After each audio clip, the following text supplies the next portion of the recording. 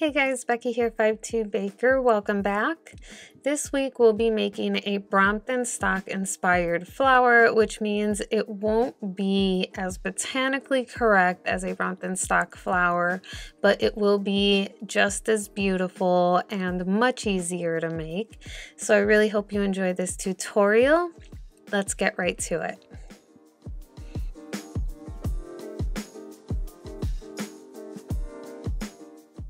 So the first thing I want to do is prep my floral wire. I'll be using a 28 gauge wire, cutting it about 3 inches long, and in total I want to have about 30 of these to start off for one flower. You could have more or less.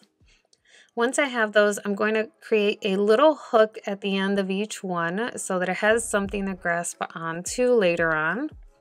And then I'll bring out some yellow flower paste and some edible glue. Using just a tiny amount of yellow flower paste, I'll dip the hooked end of my wire into some edible glue, wipe off the excess, and then attach that tiny amount of yellow flower paste to the end. I want to have it just coat the hook part of it, so it's going to be a little bit long, not so much fat, and then I'll just pinch some edges on there to give it texture and shape so it doesn't just look like a teardrop. These yellow bits are going to be the center of each of our flowers, so once you have all of those done, go ahead and push them off to the side. You want them to have time to set up and be really firm before we add any petals to it.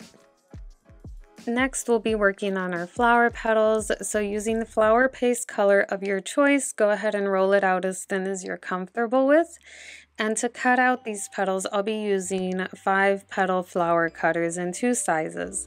The smaller one being 3.5 centimeters from one end to the other, and the larger one being 5 centimeters from one end to the other. I'll go ahead and I'll just start stamping these out of my flower paste. In total, depending on how many flowers you're going to make, if you're going by my guide of about 25 flowers, then you'll need a bit more than 30 of these small petals and probably about 14 or so of the large petals. It sounds like a lot, but really it comes together very easily. So go ahead and stamp out as many as you can with this one sheet of flower paste, and we'll work with those before moving on to the rest. Once the flower petals are stamped out, we're going to go ahead and roll them out a bit using a rolling ball tool. I'm looking for a little bit of a concave shape here and to thin out the edges just a little bit, so I'll be using a medium-sized rolling ball tool to do this. I'm not worried about getting the center of the flower petal here, really just the edges and the flower petal itself. Once I have those rolled out, then to give it a veining shape, I'll be using a veining stick. So I'll just lay each petal against the edge of my finger, and I'll roll the veining stick back and forth to give each petal some sort of a texture. I won't be flipping these over to do the other side. I'm only going to focus on one side. Go ahead and do that for every flower. Once my petals are ready, I'll go ahead and add some edible glue to the center of one of my small petals, and I'll bring out my centers. I'm going to thread the wire through the center of the petals that have edible glue, and I'm going to run the petals all the way up till they meet the yellow center bit. To attach them, I'm just going to squish those petals towards the center. I don't want to ruin them, but I do want them to be bunched up and sort of have a bit of a ruffly shape. And I also want to make sure it's very well adhered to the wire. So I really make sure to press down that center bit of the flower paste to my wire. This flower, much like the foxglove, has a cascading set of flowers from top to bottom that gradually get larger the further down you go. So I'm going to start with a layer of very small flowers using only one layer of the small petals. and I'll make about 5 or so of those. I'm going to then, for the next layer, make flowers that have 2 sets of small petals. Again, maybe about 7 or so. I'll make a third layer that has 2 sets of the small, 1 set of the large petals, maybe 7 or so. And then the final layer will have 2 sets of small petals, 2 sets of large petals.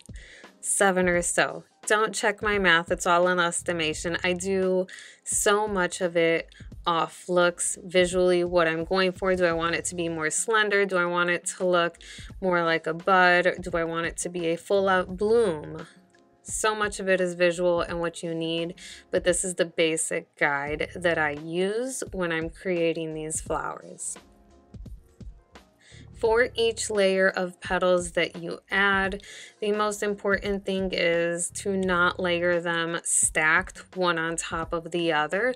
You want to make sure that the petals are overlapping so that you see each petal, and that when you pinch it, you give it just enough scrunch at the base of your flower to really make the flower petal have some movement and not just lay there flat. Once you're happy with your flower, go ahead and lay it to dry upside down. The largest ones, I really recommend laying upside down, just hanging them. The smaller ones, because they don't have much weight, will be just fine on their side or standing up. This here is all of my flowers for one stalk, just grouped up and in order by size. The next thing that I'll need to do is add a little calyx. Now these flowers are so bunched up and there are so many that I'm just going to go with a generic calyx because I don't think it'll be super noticeable and we can make it look really pretty anyway.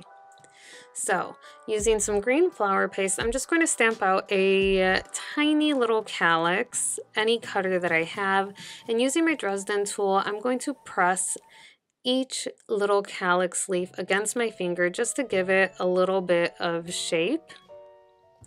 I'll add some edible glue to the center and thread my flower through. Once it meets my flower, I'll go ahead and push it up against it so that it's pressed up against my petals a bit, and I'll form the base of it so it tapers off against my wire. I'm going to do that for all of my flowers. Now it's time to assemble all of my flowers into one stalk. So using an 18 gauge floral wire, I'm going to attach some green floral tape to it, and I'll start adding my flowers in. You'll notice that the first ones at the top I didn't really share here. They're just pieces of pink flower paste with a little center hole in them to make it look like it's the smallest little bud of a flower that is beginning to form. I'm sorry I didn't show that on here. I didn't realize that I hadn't filmed that part, but really it's just a teardrop shape of gum paste or flower paste with a little center. I'll go ahead and try to form a bit of a cone shape with those, and then one by one, starting with my smallest flowers, I'll begin to add them around in a circle, making sure that I attach them well as I go.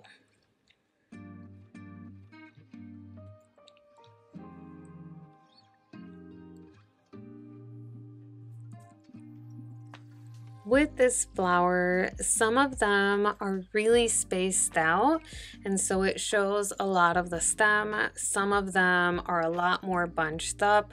I like the bunched up look, so that's what I'm going for here. But if you want to get more out of your flowers or not make as many, feel free to show more stem and really space it out. They're just as beautiful. I think as long as you go with the gradual growth in size, the further down you go, everything's going to work out just fine. You'll also notice the larger your flower is, the less flowers you need around the stalk because they just take up more space. So you don't need as many of the large ones as you do the small ones. And once you reach your last flowers, just go ahead and roll the rest of your flower tape all the way down your wire to cover anything else that might be exposed.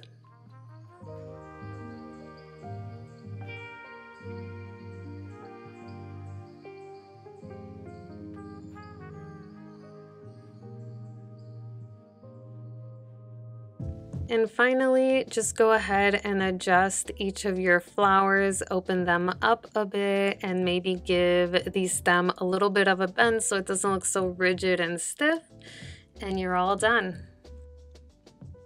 And here she goes one last time. I really hope you guys enjoyed this tutorial. If you have any questions or comments, please feel free to drop them down below and I'll make sure to get back to you. And if you haven't already, please do like and subscribe. I would super appreciate that. And I'll see you guys for the next tutorial.